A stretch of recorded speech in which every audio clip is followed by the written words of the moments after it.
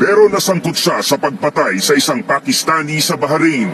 May 2017 nang hatulan ng korte si Roderick ng kamatayan. 1 taon mula nang unang sumulat si Pangulong Duterte kay King Hamad bin Isa Al Khalifa ng Bahrain, ibinaba sa life imprisonment ang naunang hatol na bitay kay Roderick.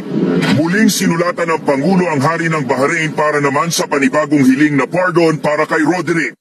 Wala pang 1 taon mula nang maibaba sa life imprisonment ang hatol na bitay, nakalaya si Roderick Aguinaldo matapos na mabigyan ng royal pardon ng hari ng Bahrain. Agad na ipinabot ng Pangulo ang pasasalamat sa hari ng Bahrain sa pagpardon kay Aguinaldo kasama ng 15 pang OFWs. Masasabi ko na ito yung pinakamatinding himala na nangyari sa buhay namin. Ibinunyag naman ni Pangulong Duterte kung paano nailigtas sa parusang bitay ang Pinay overseas worker na si Jennifer Dalquez sa UAE.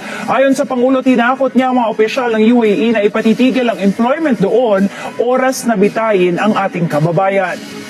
What I'm trying to say is, kung hindi ka walang mangyari talaga sa bayan na ito. Totoo lang. If you cannot say you better behave. Ganito ang luha ng hustisya, ng kalayaan, at ang muling makapiling ni Jennifer Dalquez ang kanyang pamilya. Sa Twitter post ng Administrator ng Overseas Workers Welfare Administration na si Hans Leo Kakdak, ang pagkikita ni na Pangulong Rodrigo Duterte at Jennifer Dalquez sa Malacanang kahapon. Niyakap ni Dalquez ang punong ehekutibo.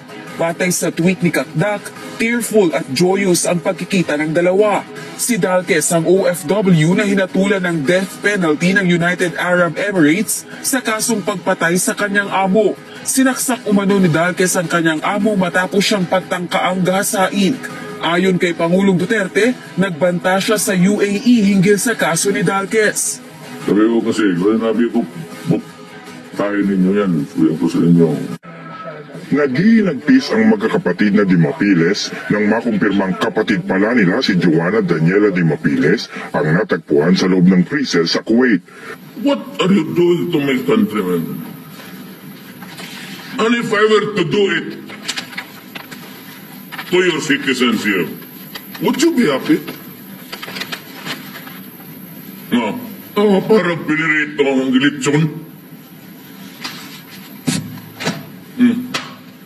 Is there something wrong with your culture?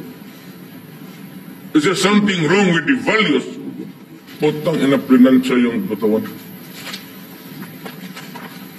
There will be no more recruitment for especially domestic helpers. Wala na.